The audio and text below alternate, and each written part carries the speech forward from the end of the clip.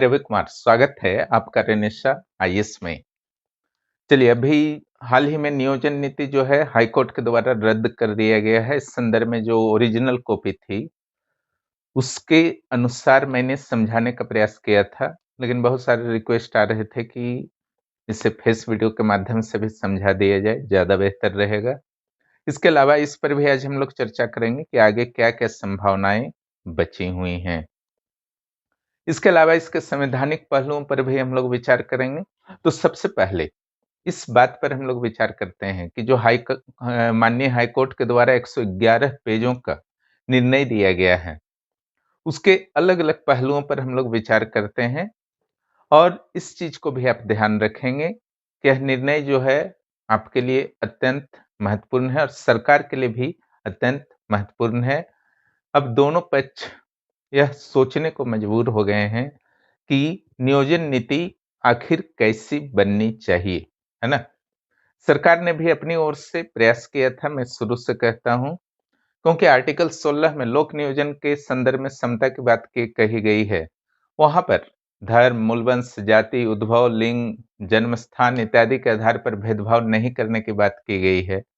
लेकिन भाषा और शिक्षा का चर्चा नहीं था, इसलिए शायद सरकार का यह प्रयास के रूप में आप देख सकते हैं कि शायद यह नियोजन नीति बच जाता।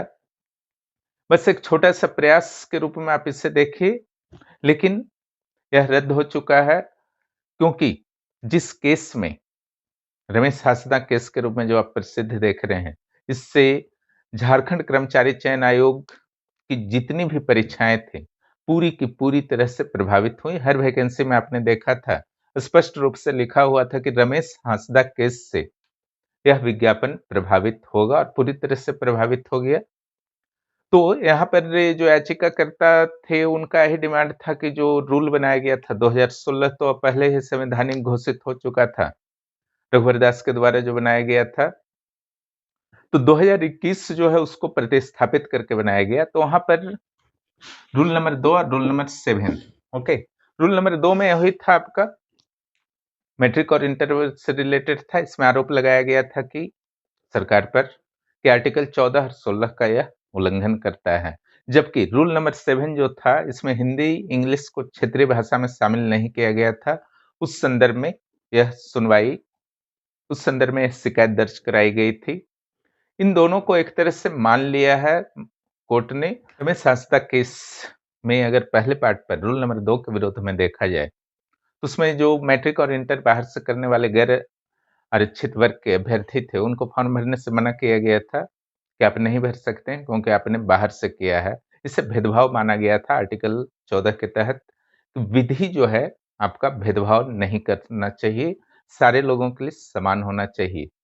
लेकिन राज्य सरकार का कहना था कि आर्टिकल 16 2-3 भेदभाव की अनुमति देता है।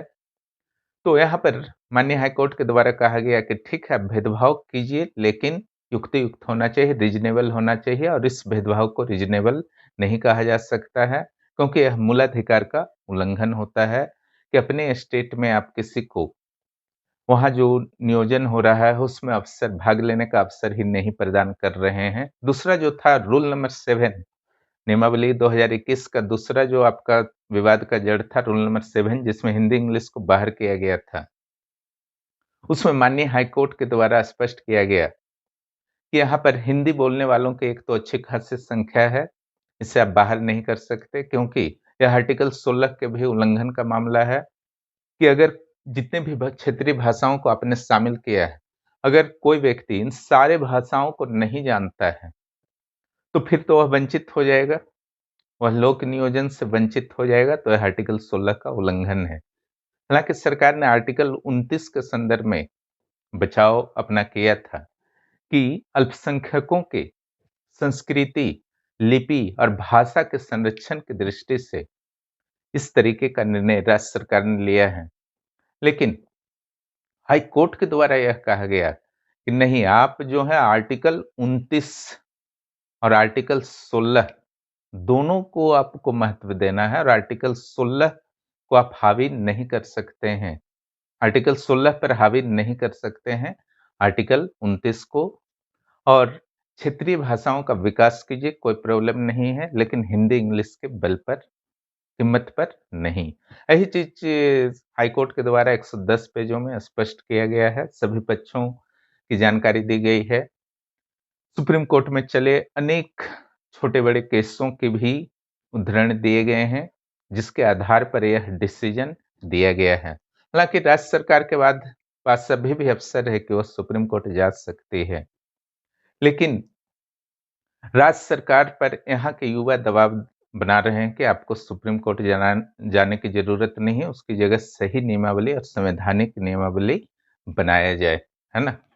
और जहां तक मेरे विचार की बात है, तो सुप्रीम कोर्ट में भी आर्टिकल 16 का चूंकि मामला है, तो राज्य सरकार को बहुत मुश्किलों का सामना करना पड़ेगा और अच्छी खासी वहां समय चली जाएगी, लेकिन अंत में विशेष कुछ होगा उसकी संभावना बहुत न्यून है। अब हम लोग बात करते हैं कि आगे अब क्या हो सकता है। अब यह प्रश्न तो उठ ही रहा है कि अब आगे क्या होगा, क्योंकि नियोजन नीति जिसके आधार पर हजारों नियुक्तियों की प्रोसेस चल रहे थे, कई एग्जाम्स भी हो गए थे, अभी तो अवैध में लटक चुका है जितने एग्जाम हो गए थे। अब ये तो पता चल गया, कम से कम इस नियोजन नीति का एक सकारात्मक पक्ष है कि राज्य सरकार के पास कितनी वैकेंसीज हैं, है ना। युवाओं को कम से कम ये पता चला, यह भी क्लियर जानकारी नहीं था अभी तक, यह जानकारी हो चुका है। तो निश्चित रूप से युवा चाहेंगे कि जल्द से जल्द उचित नियमावली बने, उचित नियम के अनुसार जो संवैधानिक हो, नियुक्ति प्रक्रिया शुरू की जाए। तो यहाँ पर दो ही ऑप्शन बचता है नियमावली का। जो रूल्स बनेंगे झारखंड में, एक 1932 के आधार पर डिमांड की जा रही है, दूसरा सामान्य नियम। यहाँ पर जो आपका है, जो सभी स्टेट्स में चलता है 40%, 60% जो रिजर्व है ना, 60% आपका रिजर्व है और 40% जो है आपका ओपन रहना चाहिए सीट, जैसा कि आपका सिंपल है, जिस पर कोई भी विवाद होने की कोई संभावना नहीं है। 60% जो रिजर्व और 40% जो आपका ओपन है, उसमें सारे वर्ग के लोग शामिल होते हैं मेरिट के आधार पर, और 60% में जो आरक्षित वर्ग के अभ्यर्थी हैं, नियमों के अनुसार, राज्य सरकार के नियमों के अनुसार जिन्हें जिन्हें जितना आरक्षण दिया गया है उतना आपका उनको मिलेगा सीट्स, और 40% ओपन रहते हैं। रहा बात 1932 के आधार पर, तो इस संदर्भ में अपना प्रस्ताव को पारित कर दिया है राज्य सरकार ने, और यह राज्यपाल के पास चला गया है, और राज्यपाल को तो यह अधिकार ही नहीं कि उस पर साइन करेंगे। वो आर्टिकल 201 का प्रयोग करते हुए इसे राष्ट्रपति के पास भेज देंगे। राष्ट्रपति वहां पर अगर साइन कर देंगे तब तो कानून बन जाएगा, कोई मैटर नहीं है, लेकिन इसकी संभावना वहां पर न्यून है कि वह साइन करेंगे, ठीक है, क्योंकि राज्य के अंदर ही इस मुद्दे पर बहुत सारे विचार हैं। खुद मुख्यमंत्री हेमंत सोरेन ने विधानसभा में बयान दिया था कि 1932 के आधार पर कोई भी निर्णय लेना, नियोजन नीति बनाना लगभग असंभव है, क्योंकि कोर्ट के द्वारा इसे खारिज कर दिया जाएगा। लेकिन ये मामला जो है राज्यपाल के पास अभी पड़ा हुआ है, वहां से राष्ट्रपति के पास से जाएगा। उसके अलावा माननीय मुख्यमंत्री के द्वारा यह भी कहा गया है कि इससे 9वीं अनुसूची में इनपुट कराया जाएगा, ताकि आर्टिकल 14 और आर्टिकल 19 का अगर उल्लंघन भी होता है इस तरह के किसी भी निर्णय से, तो वहां पर भी राज्य सरकार के इस कानून को सुरक्षा प्राप्त हो सके, क्योंकि 9वीं अनुसूची में डालने से यह माना जाता है, ऐसा है नहीं, कि सुप्रीम कोर्ट के द्वारा इन विषयों पर जो भी 9वीं अनुसूची में जो जो विषय शामिल कर दिए जाते हैं, न्यायालय में वह मामला सुनवाई के योग्य नहीं होता है ना। इसके अलावा जो आपका एक मामला और है, आरक्षण का मामला।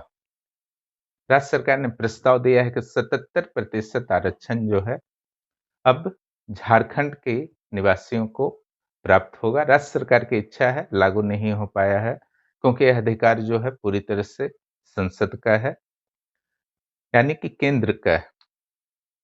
राष्ट्रपति अगर वहां पर साइन कर देते हैं, केंद्र से परामर्श करने के बाद केंद्र सरकार से, तब यह भी कानून बन जाएगा। लेकिन यहाँ पर भी बहुत सारी बाधाएं हैं। यानी कि रास्ते इधर बहुत कठिन है 1932 वाले, है ना? इसमें हो सकता है कि लंबा समय फिर से गुजर जाए, लेकिन अगर यह नीति बनाया जाता है 60-40 का, तो यह बहुत जल्द लागू होकर के नियुक्ति प्रक्रियाएं शुरू हो सकती हैं। और ये जो 40% है, इसमें झारखंड के अभ्यर्थी ज्यादा से ज्यादा कैसे आए, इसका निर्णय सरकार को लेना है। ये कोई बहुत बड़ा मैटर नहीं है कि 40% में झारखंड के अभ्यर्थी ही मैक्सिमम आए।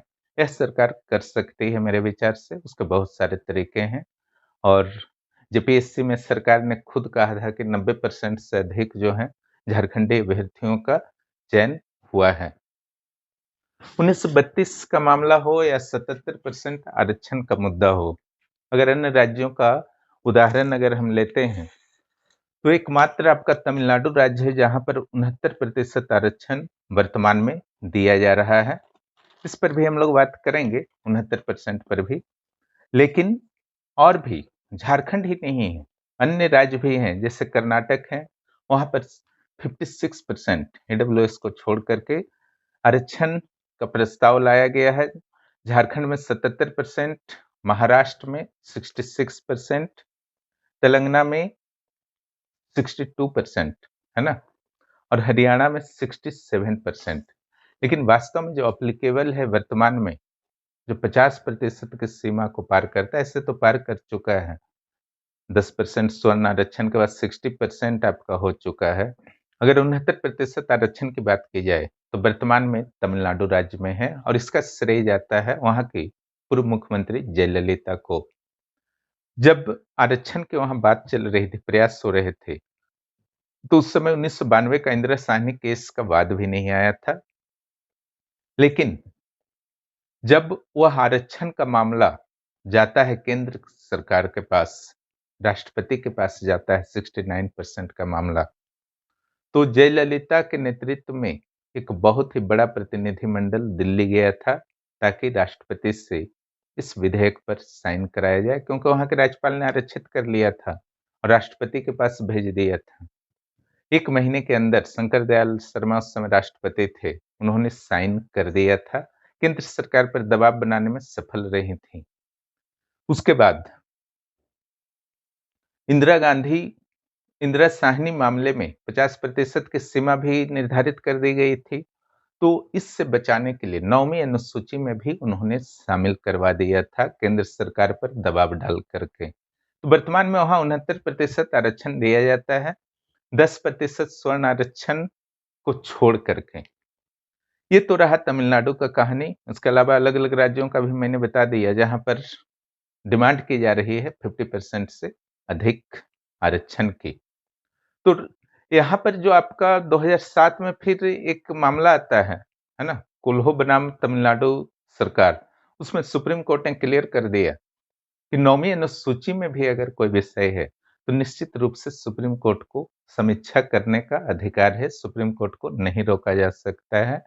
लेकिन आरक्षण के मामले पर अभी तक अभी तक किसी भी तरह का हस्तक्षेप सुप्रीम कोर्ट के द्वारा नहीं किया गया है तमिलनाडु राज्य के आरक्षण के मामले पर। तो एक अपवाद के रूप में इसे देख सकते हैं, लेकिन बहुत सारे राज्यों के द्वारा प्रयास बीच बीच में किया गया है, जिसे सुप्रीम कोर्ट के द्वारा अभी तक स्वीकार नहीं किया गया है। लेकिन केंद्र सरकार ने जब 60% की सीमा तक आरक्षण को पहुंचा दिया है एक तरह से, और सुप्रीम कोर्ट की उस पर सहमति भी मिल चुकी है, तो अलग अलग राज्य सरकारों का यह प्रयास है कि किसी तरीके से उनके राज्य में भी आरक्षण की सीमा में वृद्धि हो। तो यह था आपका आरक्षण का मामला, जो वर्तमान में स्थिति है। यानी कि यह पूरी तरह से, चाहे आरक्षण का मामला हो या 1932 पर आधारित खतियान का मामला हो, यह पूरी तरह से केंद्र के हाथ में है, राष्ट्रपति के हाथ में है। और यह मामला हो सकता है कि आगे बढ़ता हुआ सुप्रीम कोर्ट तक भी जाए, फिर अगर शुरू होता है केंद्र सरकार द्वारा, या नहीं होता है, दोनों स्थितियों में यह मामला सुप्रीम कोर्ट तक भी जा सकता है। तो वहां पर जो है आपका लंबा एक समय चाहिए वहां कन्विंस करने के लिए केंद्र सरकार को, या 1932 से रिलेटेड जो है इंटरनल प्रॉब्लम्स है उसको दूर करने के लिए दोनों सरकार, केंद्र सरकार, राज्य सरकारों, दोनों को जो है लंबा समय चाहिए। एक प्रश्न यहाँ से यह भी उठता है, संघात्मक व्यवस्था, जो भारत की संघात्मक व्यवस्था है, उसमें केंद्र को अपेक्षाकृत अधिक पावरफुल बनाया गया है। यह अक्सर प्रश्न उठता है कि लोक नियोजन के क्षेत्र में आर्टिकल 16 तो है ना? लेकिन आर्टिकल 16 के मामले में राज्यों को कोई विशेष अधिकार नहीं है कि वो अपनी इच्छा से लोक नियोजन के क्षेत्र में स्थानीय नीति बना सके, आरक्षण का प्रतिशत फिक्स करे। इस सारा का सारा अधिकार किसके पास है? वास्तव में आपका केंद्र सरकार के पास है। तो संघात्मक व्यवस्था में दोनों सरकारों की अपनी-अपनी शक्तियाँ होती हैं, लेकिन इस मामले में कहीं न कहीं से संघात्मक की जगह हमारा देश जो है एकात्मक है, क्योंकि अधिकांश शक्तियाँ लोक नियोजन के मामले में सेंटर के पास ही, संसद के पास ही है। उसकी इच्छा के बिना न तो आरक्षण का प्रतिशत बन सकता है, न ही ऐसी स्थानीय नीति बन सकती है जिसमें स्थानीय लोगों को प्राथमिकता दिया जाए। यही इन्हीं मुद्दों पर विश्लेषण करना था, और जो भी इस चैनल पर नए हैं, चैनल को सब्सक्राइब करें और दोस्तों को भी इस चैनल के बारे में बताएं। पेड कोर्स जेपीएससी प्रारंभिक परीक्षा, मुख्य परीक्षा के लिए ज्वाइन करना चाहते हैं तो जरूर आप जुड़ें। यहाँ पर कुछ अलग तरीके से क्लास कराए जाते हैं जिससे बहुत फास्ट चलते हैं। यहाँ सिर्फ लिटरेचर पेपर की, लैंग्वेज पेपर की व्यवस्था नहीं है, बाकी चारों जीएस पेपर मुख्य परीक्षा के लिए और प्रीलिम्स के लिए दोनों सामान्य अध्ययन पेपर उपलब्ध हैं और बहुत तीव्र गति से क्लासेस चलते हैं, उसका लाभ होगा। प्लस टेस्ट भी बहुत ज़्यादा और निरंतर चलते हैं। 9661163344 पर मुझे मैसेज कर सकते हैं। धन्यवाद।